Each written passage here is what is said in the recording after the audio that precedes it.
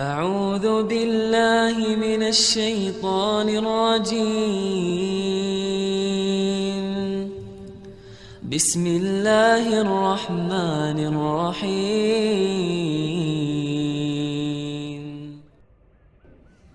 Pernah ada salah satu khalifah Umawi, dia ingin memilih dari dua orang ulama tabi'in agar menjadi hakim. Satu Iyas Al-Muzani, yang satu ini saya lupa namanya, kalau tidak salah namanya Muhammad. Iyas dan Muhammad ini dua orang ulama tabi'in yang masyhur sekali dengan ilmunya. Maka khalifah memanggil lalu mengatakan, salah satu dari kalian harus menjadi hakim di Baghdad, di Irak. Nggak bisa enggak. Maka dua-duanya ini saling mendukung saudaranya. Si Muhammad bilang, ya Amir Mu'minin, dukunglah Iyas, karena Iyas ini lebih cerdas daripada saya, lebih tahu hukum, lebih faham dia. Maka kata Iyas tahu nih, dia akan ditunjuk menjadi hakim. Lihat bagaimana para ulama-ulama kita menolak jabatan ini karena takut terjerumus dalam dosa nantinya. Maka Iyas mengatakan, ya Amir Mu'minin, kalau anda mau mengetahui siapa di antara saya dan Muhammad ini yang lebih alim, jangan tanya dia, jangan tanya saya. Karena pasti kami saling menuduh nih, mengatakan ini lebih pintar dan lebih pintar. Tapi anda tahu, di Irak ini ada ulama-ulama besar yang bisa jadi rujukan seperti Hasan Basri, Sa'id ibn Musayyab. Ada beberapa ulama, tanya kepada mereka tentang siapa saya, siapa si Muhammad. Rupanya si Iyas ini tidak terlalu dekat dengan Hasan Basri dan tidak juga dekat dengan si Sa'id ibn Musayyab. Yang dekat justru si Muhammad nih. Muhammad ini dalam kisah ini dikatakan tahu kalau si Iyas mau jurumuskan dia, mau jadikan dia sebagai hakim. Dia bilang, ya Amir Mu'minin, enggak usah tanya orang-orang itu. Terus kata Amir Mu'minin, terus gimana caranya? Dia bilang, demi Allah, Iyas lebih pintar dari saya. Kata si Muhammad, karena dia nggak mau jadi hakim. Padahal hakim waktu itu teman-teman sekalian, gajinya lebih tinggi daripada khalifah. Dia bisa menghakimi khalifah bahkan, bukan cuma manusia biasa. Dia diberikan fasilitas tempat tinggal, diberikan kereta kencana, mobil mewah kalau kita sekarang. Enak jabatannya. Orang kalau sekarang memperebutkan itu. Tapi ini dua orang ini nolak, tahu ini bahaya nih. Ini bisa neraka depannya, salah hukum, masalah. Maka kata si Muhammad, ya Amir Mu'minin, tidak usah tanya Hasan Basri, tanya Sa'id bin Musayyib. Demi Allah, saya bersumpah dengan Allah, Iyas lebih pintar dari saya. Pilih dia saja.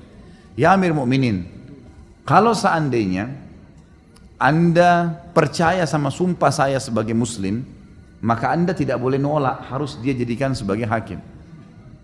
Tapi kalau anda menganggap saya bohong dengan dusta, saya dusta dengan sumpah saya tidak layak jadi hakim. Paham? Oke lah. Si Muhammad bilang begitu tadi, ya Amir Mu'minin, demi Allah Iyas lebih pintar dari saya.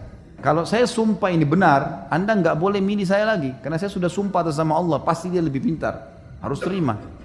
Kalau saya dusta dengan sumpah saya, berarti saya tidak layak jadi hakim, karena saya pembohong gitu. Iyas tahu nih, dia akan dijadikan hakim sekarang. Gimana caranya mengelak nih? Kata Iyas, si Amir Mu'minin, si Muhammad ini, demi Allah dia hanya lari dari hakim. Dia lari dari hukum nih. Dia sengaja lempar itu supaya saya yang ditunjuk jadi hakim. Dan saya tahu dia tidak mau jadi hakim. Ya Amir Mu'minin, dia tadi bersumpah itu, saya yakin dia sengaja supaya menjebak saya jadi hakim. Sebentar, keluar dari sini dia bayar kafaranya 3 hari puasa. Kata Iyas, ini sebentar dia keluar, sumpahnya dibayar kafaranya, 3 hari puasa selesai. Maka kata Amir Mu'minin, waktu itu lihat nih perdialog dua orang ini. Kata Amir Mu'minin, Iyas, kau jadi hakim sekarang. Loh kenapa saya Amir Mu'minin? Tidak ada orang yang bisa menebak seperti kau tadi, kalau sumpah ini bisa dibayar. Kecuali orang yang paling layak jadi hakim, kau bisa pecahin masalah gitu. Akhirnya Iyas jadi hakim. Tentu Iyas Al-Muzani rahimahullah, seorang yang sangat cerdas memang, dari kecil terkenal cerdasnya gitu ya. Dan memang jadi hakim sudah berapa tahun. Waktu dia masih kecil, ada orang-orang Yahudi, tempatnya dia belajar matematika. Orang Yahudi belajar matematika, hitung-hitungan. Iyas ini masih kecil, masih 7 tahun, belajar sama orang Yahudi. Orang-orang Yahudi lagi bicara, itu orang-orang Islam itu katanya nanti kalau orang masuk surga nggak ada buang air besar, nggak ada buang air kecil. Tapi katanya ada makanan, kok bisa gitu? Mestinya kan harus keluar kotoran kayak di dunia. Karena di dalam Taurat rupanya tidak ada itu. Kata Iyas begini, hai guru, bisa saya bicara sebentar? 7 tahun umurnya, memang cerdas sekali orangnya. Maka kata orang Yahudi itu, ya silakan.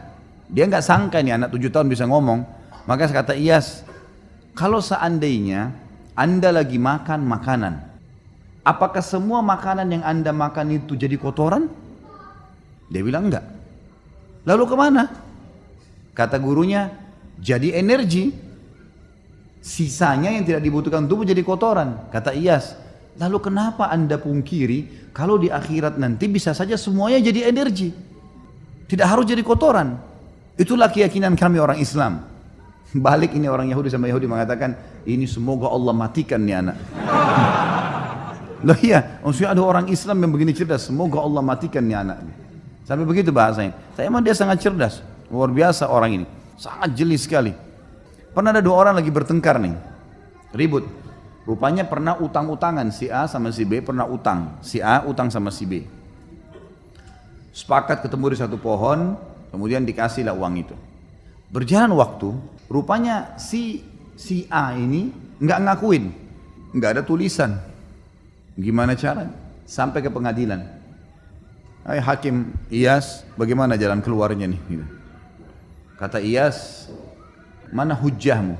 Disampaikan kepada orang yang menuduh ini, yang menggugat, yang punya uang. Dia bilang, ini teman saya kenal. Di bawah pohon kami janjian. Dan saya kasih dibungkus warna biru, duitnya ada. Kata Iyas, itu saja? Ya. Ada saksi? Nggak ada. Ada tertulis? Nggak ada. Tanya kepada si A yang ini. Benar nggak yang dia bilang? Nggak benar. Mana buktinya? Saya nggak pernah kenal orang ini. Saya nggak pernah ambil duit dari dia. Tapi Iyas ini, Allah Subhanahu Wa Taala berikan dia feeling, dia merasa memang si B benar nih. Ringkas cerita. Kata Iyas, baiklah. Kalau begitu, dia bilang sama si B, kamu sekarang kembali ke pohon yang dulu kau pinjamkan uang yang kamu sangka itu. Ke sana, kemudian coba kau ingat-ingat sambil berdoa sama Allah. Siapa tahu memang kau ingat bukan orang ini yang kamu kasih. Enggak Hakim, sudahlah ikutin saya, pergi aja. Pergilah si B ini, kembali ke sana, kita ke bawah pohon itu. Lalu Iyas ini mengatakan, kamu tunggu aja di sini sampai dia balik ya. Lalu Iyas sengaja menyibukkan diri dengan kasus-kasus yang lain. Rupanya si A ini duduk di kursi sampai dia merasa aman. Ya rupanya si Iyas ini sibuk, si fulan dipecahin masalahnya gitu.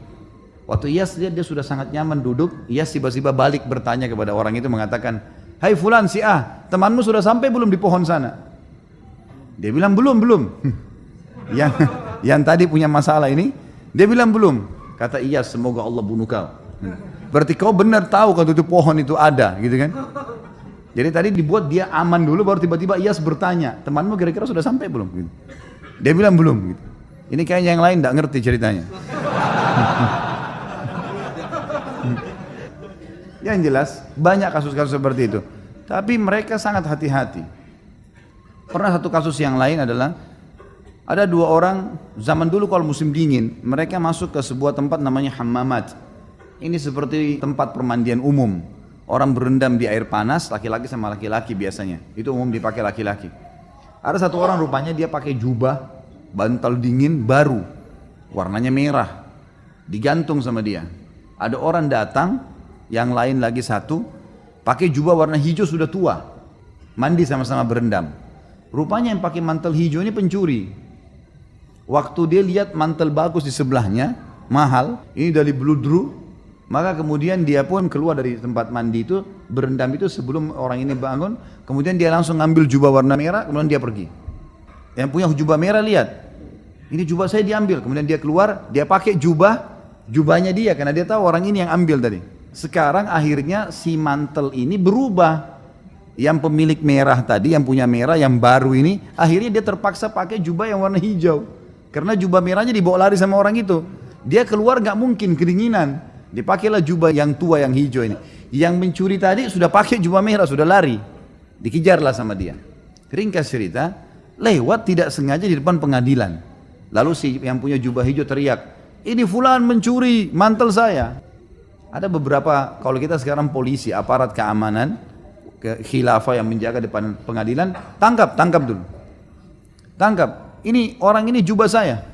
Kok bisa? Ini yang pakai jubah merah bilang, enggak, ini jubah saya, ini sama saya. Loh tadi kan kamu sama saya masuk ke kamar mandi, untuk berendam. Enggak, mungkirin. Pokoknya sudah, ini niatnya mencuri. Baiklah, masuk pengadilan. Sama Iyas dihadapin nih. Apa masalah? Nih jubah, inilah ceritanya seperti ini. Bagaimana pendapat kau nih yang pakai jubah merah nih, si pencuri? Ini jubah saya pakai, jelas-jelas punya saya. Dari mana ini orang ngaku gitu? Memang dasarnya mau mencuri. Kata Iyas kepada yang satu, apa alasanmu? Dia bilang enggak ada. Ini baru saya beli. Tapi buktinya sekarang kok pakai warna hijau nih? Loh, saya pakai tadi karena kalau saya nggak pakai saya kedinginan untuk ngejar dia. Apa alasan? Ada saksi? Nggak ada. Ada bukti? Nggak ada. Gimana jalan keluarnya nih mecahin? Coba kalau antum di posisi ini gimana mecahin? Iyas rahimahullah punya ide gitu. Maka rupanya dia tanya kepada orang yang punya jubah merah. Jubah ini kenapa kau beli? Bilang saya suka sekali. Harganya berapa? Harganya 200 dirham. Mahal sekali jubah ini. Kau sayang sama jubah ini? Sayang. Baiklah, itu saja pertanyaan saya. Ditanya yang satu nih, yang sudah lagi pakai jubah merah. Berapa kau beli jubah ini? 200 dirham. Ikutin situ. Karena dia tidak tahu harganya kan gitu. Kau sayang jubah ini? Sayang jubah. Baiklah kalau gitu. Sekarang untuk membuktikan, saya akan ambil sebuah alat. Diambil seperti alat tapi dari besi, itu untuk ngancurin benda biasanya. Bukan pedang juga, tapi ada seperti sisir kalau kita sekarang, tapi tajam-tajam gitu ya. Lalu kata Iyas, panggil salah satu petugas di pengadilan, ambil tuh jubah merah, keluarin sekarang, taruh di depan saya. Ini jubah sekarang, saya akan hancur-hancurin. Karena kalian berebut, tidak tahu siapa yang punya, maka saya akan hancurin nih. Diambillah sama dia sisir tersebut tadi yang tajam ini, kalau ditarik ini sobek semua nih. Tiba-tiba yang punya jubah, yang memang punya jubah yang tadi yang betul-betul beli itu, mengatakan sudah hakim, nggak usah, kasih aja dia deh, daripada hancur. Sementara yang satu ini bilang, ya udah silahkan, hancurin aja. Udah ketahuan belum? Sudah mulai cerdas malam ini. Ini betul jubahnya si B, kasih si B. Loh kok bisa si A nya mungkir?